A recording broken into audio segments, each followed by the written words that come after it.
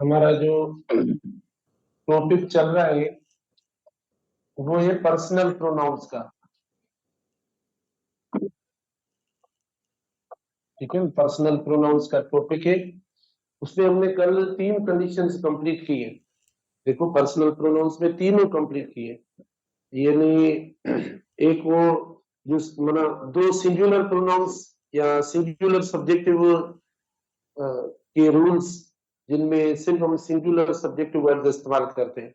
एक 2-3-1 जो जो पॉजिटिव या प्लेजेंट मीनिंग देता है, 1-2-3 जो अनप्लेजेंट मीनिंग देता है। ठीक है ना, दो ये थे, और उन दोनों को मिलाकर हमने रखा लास्ट कंडीशन जो थी ना, थर्ड। देखो थर्ड में ऐसा क्यों, मतलब थर्ड में ऐसा क्यों, जो कल हमने थर्ड रूल पढ़ा जिसमें वी यू एंड दे तीनों प्लूरल हमने रखे। तो ऐसा क्यों कि थर्ड रूल के अंदर माना जो प्लूरल सब्जेक्टिव वर्ड्स है उनमें प्लेजेंट अनप्लेजेंट दोनों क्यों? इसीलिए क्योंकि 2-3-1 या 1-2-3 दोनों के प्लूरल ये है। ठीक है ना, देखो 2-3-1 जो है ना, 2-3-1 का जो सीरीज है, सीक्वेंस है, यानी यू, ही, शी और आई। ठीक है ना, इनका प्लूरल क्या है? इनका प्लूरल देखो, वी प्लूरल है आई का, दे प्लूरल हो गया ही, शी, इट, इन सबका। ठीक है, और यू प्लूरल हो, मतलब खुद ही प्लूरल है। तो इसका देखो प्लूरल जो था ना, मतलब ये जो हमने सीरीज पढ़ी 2-3-1 वाली या 1-2-3 वाली, ठीक है, हमने ये सिंगुलर के लिए यूज किया। सिंगुलर देखो, मैं समझा रहा हूँ, थोड़ा समझा के फिर चलते आगे पढ़ते हैं। ये सिंगुलर सब्जेक्ट्स की कॉम्बिनेशन है जो हमने एक साथ सेट की। ठीक है, अच्छा, ये आपको मीनिंग दे रही थी पॉजिटिव की, ये यानी पॉजिटिव की, ये नेगेटिव की, राइट। अच्छा, फिर हमने, ये हमारा फर्स्ट रूल था, ये हमारा सेकंड रूल। नंबर 3 में 1-2-3 जो हमने लिखे हैं वो थे प्लूरल। ठीक है, प्लूरल। अब देखो, पॉजिटिव मतलब पॉजिटिव नेगेटिव दोनों के, मतलब पॉजिटिव इसका और नेगेटिव इसका, ये दोनों सिंगुलर। इन दोनों का सिंगुलर जो है वो प्लूरल है इधर। इन दोनों का जो ये जो सिंगुलर है, इसका प्लूरल कहाँ किया हमने पहले बताओ, मतलब इसका और इसका प्लूरल कहाँ है? 1-2-3 में, मतलब ये देखो प्लूरल है, ये देखो प्लूरल है, ये देखो प्लूरल है। किसका प्लूरल है? इन दोनों का, मतलब इसका और इस दोनों का प्लूरल ये हुआ। तो ये प्लूरल इसका प्लूरल हुआ, तो इसका मतलब क्या है? प्लेजेंट या पॉजिटिव। ठीक है, इसका भी ये प्लूरल है, तो इसका क्या है? नेगेटिव यानी अनप्लेजेंट। तो इसीलिए हमने यानी प्लूरल में प्लेजेंट और अनप्लेजेंट इसीलिए रखा है क्योंकि ये सिंगुलर है, ये सिंगुलर है, इन दोनों का प्लूरल ये। ठीक है, तो प्लूरल में जाहिर है ये भी आ जाता है, ये भी आ जाता है, यानी 1 और 1-2, तो ये दोनों देखो इसके अंदर आ गए। तो आई का प्लूरल देखो, आई का प्लूरल भी है, यू का सेम सिंगुलर प्लूरल सेम रहता है। इधर थर्ड पर्सन जो सिंगुलर है उसका प्लूरल दे हो गया। तो ये हमने कल जो है लास्ट रूल पढ़ा था। ठीक है, बड़ा, ये आपको पता नहीं कितनी बात समझ में आई, मैंने मतलब इसको अपने तौर पर बताया है। ये जरूरी नहीं है कि ये सब आप समझे, एक दो स्टूडेंट या कुछ स्टूडेंट जरूर समझे होंगे। मैंने ऐसा कुछ नहीं कहा, मैंने कहा ये सिंगुलर स्ट्रक्चर है, और ये जो अल्फाज लिखे हुए हैं ना, मतलब ये यू, ही, शी या आई, ये सिंगुलर है, इसको हमने प्लूरल किया है ये। तो प्लूरल में देखो हमारी पॉजिटिव और नेगेटिव दोनों देखो इसीलिए आती है क्योंकि इन दोनों का, क्योंकि ये भी सेम वर्ड्स है, सीरीज चेंज है, ऑर्डर चेंज है, लेकिन अल्फाज देखो सेम है, ये अल्फाज और ये दोनों अल्फाज सेम। इन दोनों को प्लूरल करके रखा है। प्लूरल में मतलब दो होने चाहिए, तो एक ये पढ़ा, दूसरा ये पढ़ा, दोनों प्लूरल होते। प्लेजेंट अनप्लेजेंट इन दोनों का अंदर रख लिया। कल हमने ये रूल पढ़ाया था ना, एमसीक्यू भी करवाया था इसके ऊपर। ठीक है, हो गया। चलो, आज देखो हम जो पढ़ेंगे, आज जो हम पर्सनल प्रोनाउंस के जो हमारे सब्जेक्टिव वर्ड्स के केसेस हैं उनके अंदर जो हम डिस्कस करेंगे, पर्सनल प्रोनाउंस के अंदर जो सब्जेक्टिव केसेस है वो हम इस्तेमाल करेंगे या यूज करेंगे कंपैरिजन के साथ। यानी जो कंपैरेटिव डिग्री होती है या पॉजिटिव डिग्री जो होती है एडजेक्टिव की, उसके साथ हम कौन से जो है वो प्रोनाउंस इस्तेमाल करें, सब्जेक्टिव प्रोनाउंस इस्तेमाल करें या ऑब्जेक्टिव प्रोनाउंस इस्तेमाल करें, जो कंपैरिजंस होती है ना उनमें हम कौन सा इस्तेमाल करें। यानी फॉर एग्जांपल हम इधर देखो एक वर्ड या इधर तीन ऑप्शंस लिखते हैं, जैसे देखो एक हम लिखते हैं ही इज फास्ट, हमने लिखा, ठीक है। दूसरा लिखा हमने आई एम फास्ट, ठीक है, ये दूसरा लिखा। और तीसरा मैंने लिखा ही इज फास्ट। तीन मैंने देखो ये एग्जांपल्स मैंने दे दिए, ठीक है ना। हम कंपैरिजन की तरफ जाते हैं कि जब इसको और इसको आपस में कंपेयर करें, बना इधर तो हमने कोई कंपैरिजन नहीं किए कि ही इज फास्ट ये तेज है, मैं तेज हूँ या मैं तेज हूँ, ये मीनिंग हो गई, ठीक है ना। दोनों में देखो ये इधर हमने सब्जेक्ट लगाया, इधर सब्जेक्ट लगाया, और इधर देखो हमने ऑब्जेक्ट लगाया। मैं आपसे पूछूं, मुझे बताओ इन तीनों में से ऐसा कौन सा थोड़ा स्ट्रेंज सेंटेंस है जो हमें सही नहीं लग रहा है, ठीक है। लास्ट वाला देखो, लास्ट वाला यानी इनकरेक्ट है, क्योंकि ऑब्जेक्ट के साथ हम वर्ब नहीं लगाते, तो ये वाला सेंटेंस हमें सही लग रहा है, ये सेंटेंस सही। अब इन दोनों को जब हम जाकर कंपेयर करेंगे और किसी एक को ये मतलब बोलेंगे कि एक जो है वो दूसरे से थोड़ा ज्यादा तेज है या बराबर भी हो सकता है, ठीक है। बराबर भी हम मतलब ये लिख सकते हैं कि बराबर भी मतलब हो सकते हैं, इक्वल भी हो सकते हैं, इनइक्वल भी हो सकते हैं, दोनों बातें हो सकती हैं, ठीक है। मतलब बराबर भी हो सकते हैं। तो अभी देखो जैसे लिखा हुआ है सब्जेक्ट के फॉर्म में लिखा हुआ है, जैसे लिखा हुआ है सब्जेक्ट के फॉर्म में लिखा हुआ है, लेकिन जब हम इधर लेकर आते हैं तो हम पता है कौन सी गलती करते हैं। हम ये लिखते हैं इसको ऐसे, he is as fast as me, हम बोल देते हैं, ठीक है। हम ऐसा करके और ये करेक्ट कर देते हैं। भाई अभी आपने खुद ने इनकरेक्ट करवाया, मैंने जब इधर ये लिखा तो आपने कहा सर ये दोनों ऊपर वाले सही है और ये लास्ट वाला सही है, क्योंकि लगता नहीं है। लेकिन जब हम इधर लेकर आए तो हमने कहा he is as fast as me, ये सही है। या अगर मैं इसको इस तरीके से लिखूं तो भी हम बोलेंगे ये बेहतर, he is faster than me, sir ये देखो सही है, ठीक है, ये सही है। तो कंपैरिजन जो होती है वो हमेशा एक जैसे अल्फाजों में होती है, मतलब जो सेम वर्ड्स हो उनके दरमियान होती है। यानी मतलब अगर ये सब्जेक्ट है तो इधर भी आपका सब्जेक्ट होना चाहिए, ठीक है। दो दो मतलब same words, comparison should be between the same words, ठीक है। कंपैरिजन शुड बी, देखो should be between between the same words, मतलब एक जैसे अल्फाजों के दरमियान होनी चाहिए। कंपैरिजन जो होनी चाहिए ना वो एक जैसे अल्फाजों के दरमियान होनी चाहिए, तो एक जैसे तो नहीं हो गई, मतलब ये सब्जेक्ट हो गया, ये क्या हो गया, ऑब्जेक्ट हो गया, तो इसको इनकरेक्ट कंसीडर किया जाता है। और आप खुद देखिए इधर भी हमने लिखा है he is fast, I am fast, जब इनको जाकर हमने इधर मतलब कंपैरिजन वाले फॉर्मेट में सेट किया तो हमने देखो वर्ड चेंज कर दिया। हाँ हमने सुना है, हमने सुना सुना है माना लोगों को बोलते हुए या क्या, अब इस बुनियाद पर हम समझते हैं कि ये जो है हमारा हाँ सही है या ये सही है, नहीं। देखो ये जो नेटिव स्पीकर्स होते हैं जो माना कन्वर्सेशन करते हैं, तो कन्वर्सेशन जो होती है ना वो बहुत इनफॉर्मल होती है। अब आप जो सेलिब्रिटीज है जब आप उनकी कन्वर्सेशन सीखे मतलब सुनेंगे, कोई प्रोग्राम या इवेंट वगैरह होता है, टेलीविजन पे कोई शो होता है, आप उन लोगों की सुनेंगे ना तो आपको ये लगेगा कि सर हम तो पता नहीं क्या पढ़ रहे हैं।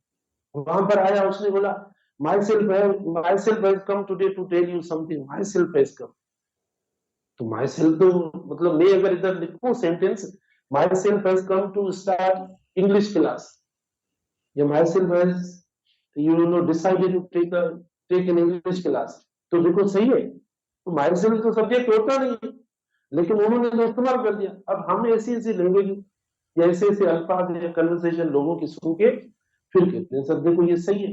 या हम असेंबली में प्रोग्राम्स वगैरह करते थे कंडक्ट वगैरह जब, तो वहां पर भी आपने अपना जो इंट्रो करवाया या करवाते थे तो आप माई सेल्फ से और हो गया बस, उसके बाद ये याद हो गया कि भाई ये सही है। तो ऐसा नहीं है, ये बोलचाल की कन्वर्सेशन में ऐसा नहीं होता, तो ये भी इनकरेक्ट हो गया, ये भी इनकरेक्ट हो गया। सीधे भी बातें माना एक जैसे अल्फाज होने चाहिए जैसे हमारा इधर पढ़ा है, हमने बनाया कि भाई इस पास आई एम पास, तो ये और ये इन दोनों की कंपैरिजन है, तो ये दोनों सब्जेक्ट है, तो दोनों को सब्जेक्टिव वाले फॉर्म में हम इधर इस्तेमाल करेंगे, ना कि हम जो है वो ऑब्जेक्टिव वाले फॉर्म में इस्तेमाल करेंगे, जो कि एरर हो जाएगी। तो ऐसे आप प्लीज, भले ये पॉजिटिव डिग्री में हमने रखा है, ये कंपैरेटिव डिग्री में रखा है, तो पता है इन दोनों को अगर हम करेक्ट करेंगे तो करेक्ट मतलब कैसे करेंगे हम, ठीक है ना। देखो करेक्ट करेंगे मतलब सब्जेक्टिव वर्ड्स हम इस्तेमाल करेंगे, comparison should be between the same words and then they should be subjective words या सब्जेक्ट्स, ये नोट कर देना, ठीक है ना, सब्जेक्ट्स होने चाहिए। तो जो फर्स्ट सेंटेंस हमने गलत किया है वो हमारा देखो बहुत आसान है, अगर इसको हम करेक्ट करके लिखेंगे तो ये होगा he is as fast as I. अब आप देखो इधर जो लास्ट वाली जो कंस्ट्रक्शन है या लास्ट वाली जो पॉइंट है वो भी बहुत इंपॉर्टेंट है, यानी इस कंपैरिजन वाले मेटर या कॉन्सेप्ट में आपके पास इस ना कुछ ऑप्शंस है, इधर इज एज फास्ट एज आपने लिख लिया, या मिसाल के तौर पर भी डायरेक्ट इधर देखो इधर देश देते हैं, इधर मैं कुछ समझाता हूँ, इज एज फास्ट एज हमने ये लिख लिया इधर। अब आपके पास ऑप्शन है, आपने एक ऑप्शन रखा आई, बी ऑप्शन आपने रख लिया आई एम, ठीक है। अच्छा सी ऑप्शन आपने रख लिया आई वाज, ठीक है। डी ऑप्शन आपने रख लिया आई हैव बीन। अच्छा देखो इतने ऑप्शन हमने दे दिए, तो सुनो, मना जब भी हम इस्तेमाल करते हैं लास्ट में सब्जेक्ट देते हैं, जब लास्ट में सब्जेक्ट लगाते हैं तो एक तो हम इसको शॉर्ट करके लिखते हैं, है ना, इस कंपैरिजन को शॉर्ट करके लिखते हैं, खाली सब्जेक्ट देते हैं तो वो भी सही है, ओनली सब्जेक्ट इस्तेमाल करते हैं ना तो वो भी हमारी सही है। आप देखो जिस टेंस में आपका सेंटेंस लिखा हुआ है, जिस टेंस में आपका सेंटेंस लिखा हुआ है, अगर वो देखो वर्ड्स होते हैं, एक बी के वर्ड्स होते हैं उसमें सेंटेंस लिखा जाता है, डू के वर्ड्स में सेंटेंस लिखा जाता है, हेयर के वर्ड्स में सेंटेंस लिखा जाता है, मॉडल वर्ड्स में सेंटेंस लिखा जाता है। जिस वर्ड में आपका सेंटेंस लिखा हुआ है, इस सब्जेक्ट के बाद जैसा वर्ड आ रहा है वो सेम वर्ड आप लास्ट वाला जो सब्जेक्ट है उसके साथ इस्तेमाल करो। अच्छा तो इस वर्ड का नाम है बी का वर्ड। अब बी के वर्ड देखो कौन कौन से, आप खुद को जहन में आ जाएंगे भाई जो बी के वर्ड है वो सब हम अपने लास्ट वाले सब्जेक्ट के साथ लगा सकते हैं, मतलब जो भी। अब आय ऐसा नहीं है कि आप बोले सर आय के साथ फिर इज लगाएंगे, तो इज कैसे लगेगा आय के साथ, ठीक है ना, इस तो हम नहीं इस्तेमाल करेंगे, तो हम वो बी के वर्ड्स लगा सकते हैं, ठीक है ना, या तो अकेला सब्जेक्ट लगे तो भी सही है। तो देखो हमने बी का वर्ब ये लगा लिया, बी का वर्ब देखो हमने ये लगा लिया, is am are was were be been ये सब, देखो बी का वर्ब हमने ये लगा लिया। मैं सिर्फ अकेला अगर इतना लिखता आई हैव तो गलत हो जाता, क्योंकि ये बी का वर्ब नहीं है, तो आपने ये बी का वर्ब दे दिया, बी का वर्ब दे दिया, बी का वर्ब दे दिया और बगैर इस्तेमाल कर दिया, तो आप ऐसा भी यूज कर सकते हैं, माना वर्ब भी साथ लिख सकते हैं। अच्छा इसमें आप बोलेंगे सर एरर कौन सी देगा, मतलब ऐसा हमें वो बताता हूँ आपको, ठीक है, एरर वाला भी। तो इज एज पास एज आपके पास कितने तरीके कितने ऑप्शन हुए लिखने के, मतलब सब्जेक्ट वर्ड लिखने के कितने होंगे, 4 होंगे। ओनली सब्जेक्ट लिखे मतलब उस पॉजिटिव या कंपैरेटिव डिग्री के बाद अगर ओनली सब्जेक्ट वर्ड लिखे तो भी राइट है, सिर्फ सब्जेक्ट वर्ड लिखे तो भी राइट है। अगर आप देखो जिस टेंस से आपने सेंटेंस बनाया है सब्जेक्ट के बाद जैसा टेंस लिखा है उसी का अगर सब्जेक्ट के बाद वर्ब लिखेंगे, हेल्पिंग वर्ब, मेन वर्ब नहीं, हेल्पिंग वर्ब, तो भी सही हो जाएगा। तो बी के वर्ब से आपने बनाया तो आपने बी का वर्ब दे दिया, ठीक है। आपने देखो इधर पास में भी भले लिख लो, पास में भी लिख लो, देखो comparison is as fast as I was, एक कि आज वो इतना फास्ट है जितना मैं था, तो कंपैरिजन में आप पास भी लगा सकते हो, ऐसा नहीं है कि पास का कोई यूज नहीं कर सकते, तो आपने ये भी दे दिया और इधर बी मैंने ऐड कर दिया, तो सही जैसा वर्ब इधर होगा वैसा हेल्पिंग वर्ब आप यानी ओनली सब्जेक्ट भी लगा सकते हो, देखो ये ओनली सब्जेक्ट प्लस आप इसके बाद जो हेल्पिंग वर्ब है, यानी हेल्पिंग वर्ब कौन सा इधर बना, ये जो जो है ना इसी का टाइप, इसी का टाइप जो भी सेम सेम कैटेगरी का सेम ग्रुप का हेल्पिंग वर्ब आप लगा सकते हो, तो ये सही हो जाएगा, एक ये हुआ। दूसरा देखो सेम हमने किया है, इसको भी आप इधर करें फिर उस तरफ चलते हैं, ही इज देखो ही इज फास्टर देन, ठीक है। देन अब आपकी मर्जी, ये चारों ऑप्शन आप लगा सकते हैं। ही इज फास्टर देन, ये वाला ऑप्शन लगाए, ये वाला, ये वाला, ये वाला, जो भी लगाए चारों सही है। इज फास्टर देन, ये सही हो गया। अब आपकी मर्जी है, जो भी वर्ब्स लगाए, ये मतलब जो भी, मतलब जिस टेंस से, जिस वर्ब से जो फर्स्ट वर्ब आया है सब्जेक्ट के साथ, उसी से आप जो है वो मतलब वही वर्ब इधर ऐड करें। आपकी मर्जी, आप पास लगाए, बी का वर्ब लगाए, जो भी लगाए, बी का जो सूट कर रहा है उस सब्जेक्ट के मुताबिक वो लगाने। Is faster then, I am लगाए, आई वाज लगाए, जो भी लगाए, मैंने लगा लिया है, तो ये देखो सही हो, क्योंकि ये सब्जेक्ट है। अच्छा, फिर मैं आपसे पूछूं कि मुझे बताओ कि ये जो देन है, देन, इधर देन इस्तेमाल किया है, ये देन क्या है इधर?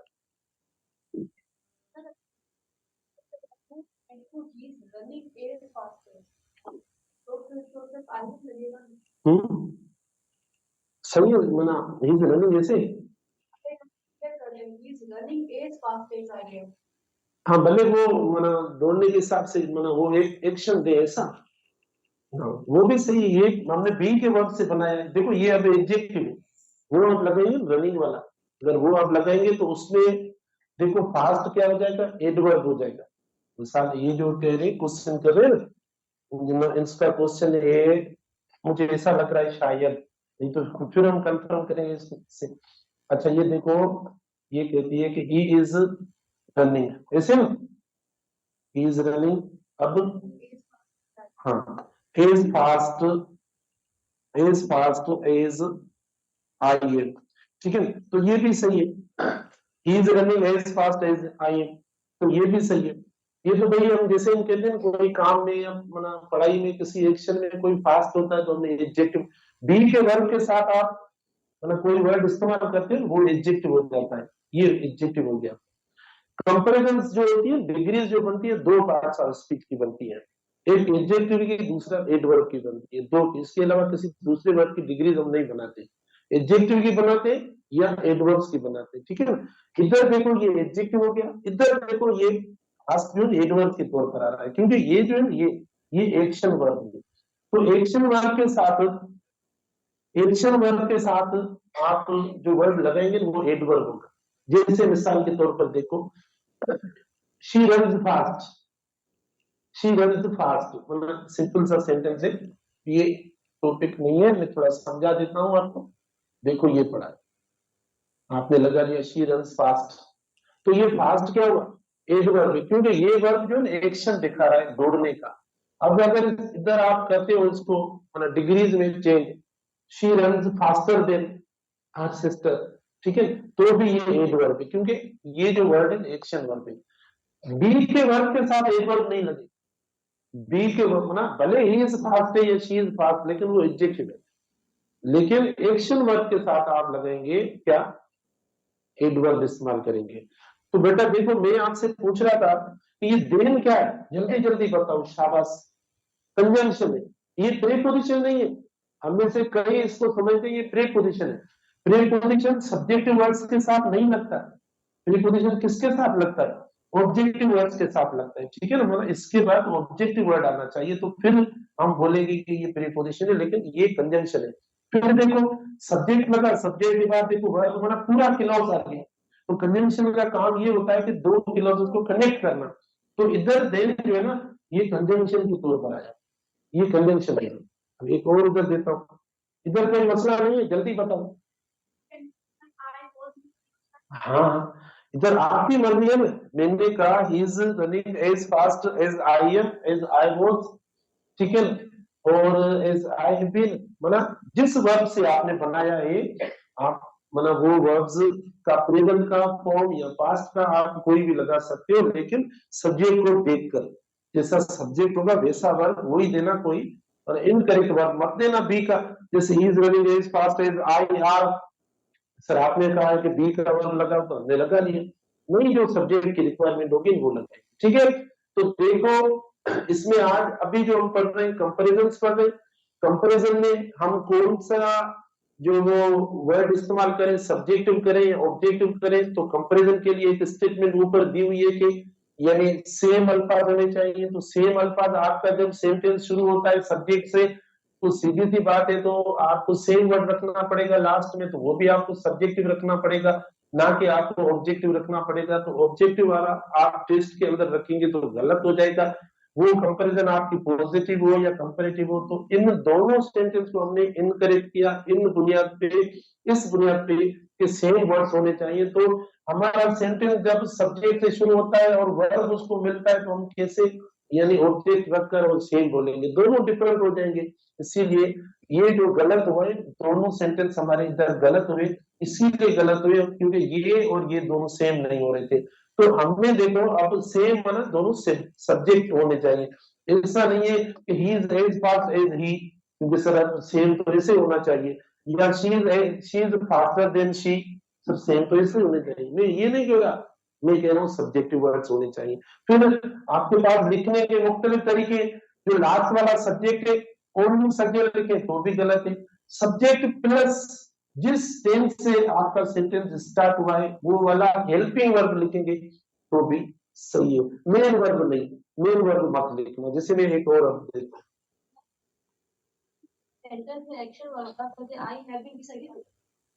हाँ आई बीन दिस सकेगा ना, क्योंकि ये देखो बी का वर्ब है ना, तो आपको मतलब बी का कोई लगाना पड़ेगा, हेल खाली ना लगाए, ये दे दिया मैंने। देखो ये सारे सेम के सेम इधर रख लो। कौन सा भले कंटिन्यूस हो रहा है तो हमें क्या लिखना है, मतलब हेल्पिंग वर्ब रखना है। मतलब कंटिन्यूस टेंस हमने किससे बनाया है, मतलब ये देखो कि कंटिन्यूस टेंस जो हमने बनाया है वो किस वर्ब से बनाया है, बी का वर्ब है, मतलब एस से बनाया है, ठीक है ना, मतलब बी का वर्ब हुआ। तो अब इसके और कौन से वर्ब जिससे कंटिन्यूस टेंस बन सकता है, वर्ब से बन सकता है, वर्ब से बन सकता है, हैव बीन से बन सकते हैं, जैसे I have been teaching you for 10 या 15 minutes, have been teaching you, ठीक है, परफेक्ट कंटिन्यूस हो गया। तो ये बी के वर्ब लगाकर हम मतलब ऐसा सेम से बना सकते हैं। इसीलिए कहते हैं कि ये क्यों लगाए, क्योंकि इनसे आप मतलब ऐसी स्ट्रक्चर सेम बना सकते हैं। तब हम जो सब्जेक्ट की बात दे रहे हैं, ठीक है। तो आगे चले हम एक और मैं देता हूं इधर, आवाज ना करें, आवाज ना।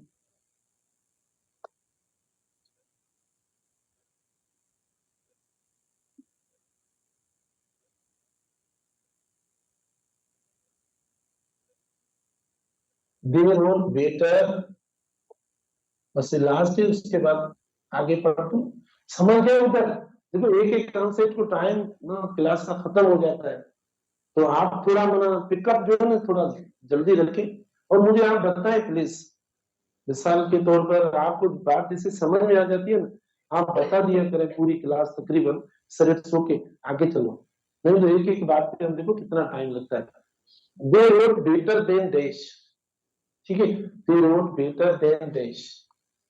अब ऑप्शन ए हमारे पास है देन वी आर, ठीक है, बी ऑप्शन है देन वी वर, सी, अच्छा उसके बाद है सी ऑप्शन है वी डू, और डी ऑप्शन है वी हैव।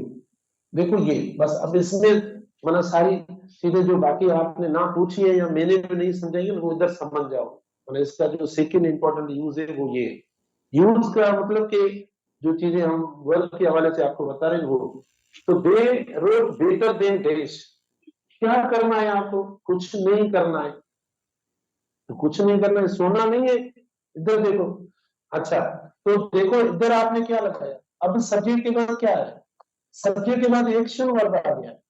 अब स्टेट वर्ब नहीं है, बी का वर्ब नहीं है, देखो अब एक्शन वर्ब आ गया, मतलब पास्ट का एक्शन वर्ब आ गया, ठीक है ना, पास्ट का एक्शन वर्ब है। तो आप इसका हेल्पिंग वर्ब निकालो, जो वर्ब इधर लिखेंगे उसका हेल्पिंग वर्ब निकालो कि भाई इसका हेल्पिंग वर्ब क्या पॉसिबल हो सकता है। मतलब आप बोलेंगे सर कैसे, मिसाल मैं आपको बोलूं भाई अगर दे रोट हो तो उसको नेगेटिव कैसे करेंगे, वो जाहिर जाहिर है नेगेटिव जो करेंगे वो हेल्पिंग वर्ब से करेंगे। या मैं आपको बोलूं कि भाई इसको क्वेश्चन इसका कैसे बनाएंगे, सवालिया स्ट्रक्चर इसकी कैसे होगी, दे रोट की, देखो ना अलग अगर आप लिखे इधर, ठीक है, अब ये इधर दिया हुआ, अब इसको आप यानी नेगेटिव करेंगे तो पता है ना, तो आपने किया इसको they didn't wrote, they didn't, ठीक है, तो देखो आपने डिड से इसको ये मतलब ये डिड हेल्पिंग वर्ब निकल आया, राइट। अच्छा फिर अगर सवालिया करेंगे तो भी इसी तरीके से देखो ये हो जाएगा, आखिर में ये हो जाएगा, ठीक है, मतलब डिड निकल। तो मतलब ये हुआ कि ये जो कैटेगरी वर्ब्स की इसके साथ इस्तेमाल होगी, या जिस ग्रुप का हेल्पिंग वर्ब ग्रुप का जो ताल्लुक होगा वो डू हो सकता है ये। अब ये तीन वर्ड्स इसके साथ आप लगा सकते हो, तीन वर्ड्स मतलब सब्जेक्ट के हिसाब से आप लगा सकते हो। सीधी जगह में हमने वी दिया है तो डज तो नहीं लगेगा वी के साथ, बाकी आप डिड लगाएं या डू लगाएं दोनों सही है, क्योंकि हमने ऐसे टेंस में लिखा है। समझ में आ रहा है? ठीक है, अब देखो दे रोट बेटर देन, तो ये पहला सही है गलत है? गलत है पहला, क्योंकि बी के वर्ब में नहीं लिखा है। अच्छा बी सेकंड देखो गलत है, क्योंकि बी के वर्ब में नहीं है।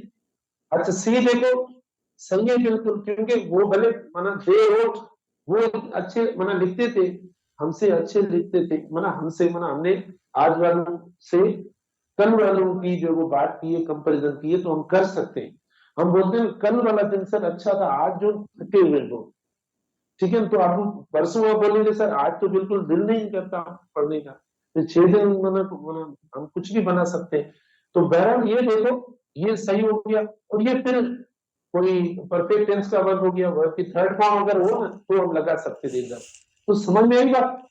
देखो मैं वापस एक लाइन में फिर वापस बता रहा हूँ बेटा, या तो इधर ओनली सब्जेक्ट लगा दो, they wrote better than we, तो भी सही है।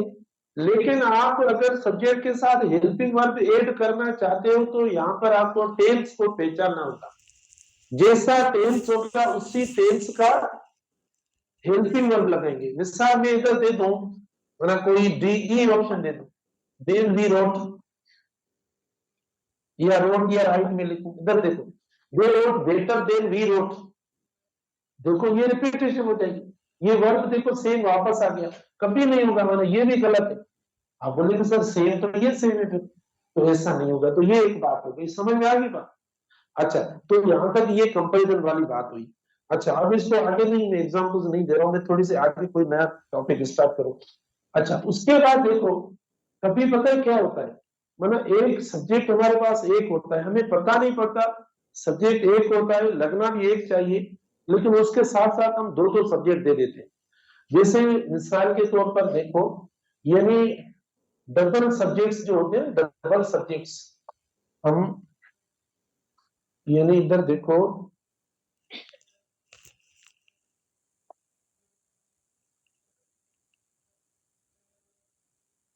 अवॉइड यूजिंग लिखना, using avoid using double subjects, avoid using double subjects at the same time, ठीक है ना, विथ अ सिंगल वर्ब। मतलब एक वर्ब है और आप दो सब्जेक्ट दे रहे हो, हमें पता नहीं पड़ता, मतलब वो इस तरीके से सेंटेंस के अंदर मर्ज किए हुए होते हैं, या सेंटेंस पे ऐसे अंदर माना मिस्टीरियस होते हैं, छुपे हुए होते हैं कि हमें लगता है कि सेंटेंस सही है, क्योंकि हम जो भी सेंटेंस करेक्ट करते हैं या चूज करते हैं, हमारी लैंग्वेज नहीं है ना, हम तर्जुमा करके पहले तर्जुमा करते फिर ऑप्शन पे टिक लगाते हैं, तो हमें तर्जुमे में जुमले तो सही आ जाते हैं। तो ये क्या कहता है, avoid using double subjects at the same time with a single verb, verb नहीं दिया, सिंगल वर्ब के साथ डबल सब्जेक्ट्स जो है वो अवॉइड करें। मिसाल के तौर पर देखो इधर हम लिखते the my car it is, देखो my car it is parked outside, देखो बेटा my car it is parked outside, तो हमने देखो मतलब इस्तेमाल कर लिया, ठीक है, my car it is parked outside या my car that is parked outside, my car that is parked outside. हम मतलब कोई रिलेटिव वर्ड दे देते हैं या कोई पर्सनल प्रोनाउन का वर्ड दे देते हैं, ऐसा हमने देखो इस्तेमाल कर दिया, my car it is parked outside या my car that is parked outside. या देखो द फोरकास्ट इट इज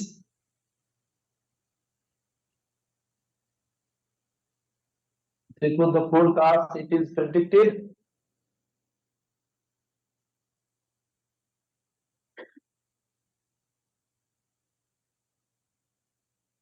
अच्छा और दूसरा देखो the forecast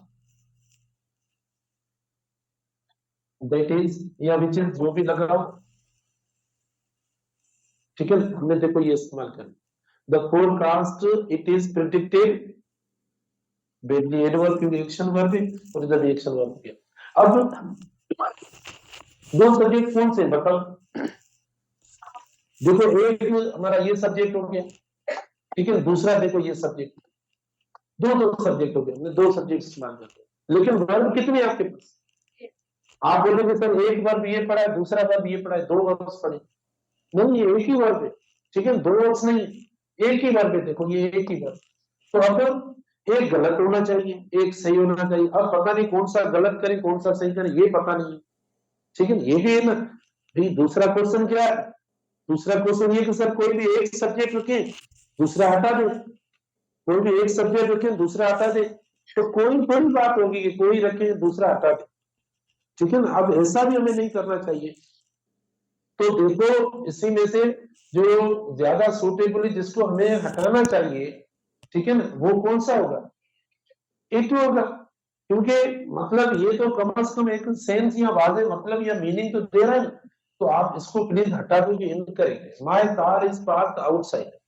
it is parked outside लगाएंगे कब जब नाउन पहले आया हो माना ये हम इस्तेमाल करते हैं नाउन की रिपीटेशन को रोकने के लिए तो आपने नाउन अभी पहले दिया भी नहीं है लेकिन आपने डायरेक्ट इट लगा दिया किसी कॉन्टेक्स्ट में कहीं भी नजर नहीं आ रहा तो इट किसके लिए हमने इस्तेमाल किया तो इसीलिए नाउन को अब छोड़ो प्रोनाउन को हटा तो कभी ऐसे सेंटेंस आते हैं जिसमें मतलब दूसरा सब्जेक्ट जो है हम लगा देते हैं my car it is parked outside तो देखो ये गलत हो गया एक ही हम रखेंगे या देखो इधर दैट इस्तेमाल कर रहे हैं दैट इस्तेमाल होता है रिलेटिव प्रोनाउन होता है लेकिन ऐसे इस्तेमाल नहीं होगा जैसे हमने फौरन सब्जेक्ट के साथ साथ देखो दे दिया जैसे आप देखो my car that is parked outside चलो आप देखिए सर इसको हम सही करना चाहते हैं तो दैट की जगह पर आप विच लगाना अगर आप में से कोई स्टूडेंट क्वेश्चन करे सर हमने इसे पढ़े भी है हमें पता है तो मतलब ये जो कारण इसको आप विच दे दो दैट की बजाय विच ज्यादा सूटेबल है ठीक है तो अगर मैं विच इधर लगाऊं my car which is parked outside आगे आपको वर्ब देना पड़ेगा नहीं तो गलत हो जाएगा देखो मैं बता देता हूँ verbal my car which is parked outside looks ठीक है लुक्स ब्यूटीफुल लुक्स अट्रैक्टिव ये लुक्स आपने किसको दिया फिर विच को दिया क्योंकि आपने दूसरा सब्जेक्ट रखा तो उसको आपने लुक दे दिया तो फिर आपको दो वर्ब रखने पड़ेंगे दो वर्ब दे दो इधर तो आपने देखो एक वर्ब के साथ दे दिया तो ये मतलब हटाओ फिर वो जब टॉपिक आएगा देखेंगे इसी में बेटा वो सेम बात है देखो हमने फोरकास्ट इज प्रेडिक्टेड बैडली देखो इसमें भी देखो तो ये अगर आप देना चाहते हो तो कामा वगैरह लगाकर फिर आगे जो है ना आगे आपको वर्ब वगैरह लगाने पड़ेंगे मतलब कोई कंडीशन बनानी पड़ेगी एक वर्ब के साथ नहीं होगा एक वर्ब एक सब्जेक्ट दो सब्जेक्ट दो वर्ब्स मतलब ये इसकी ध्यान रखिए ठीक है ओके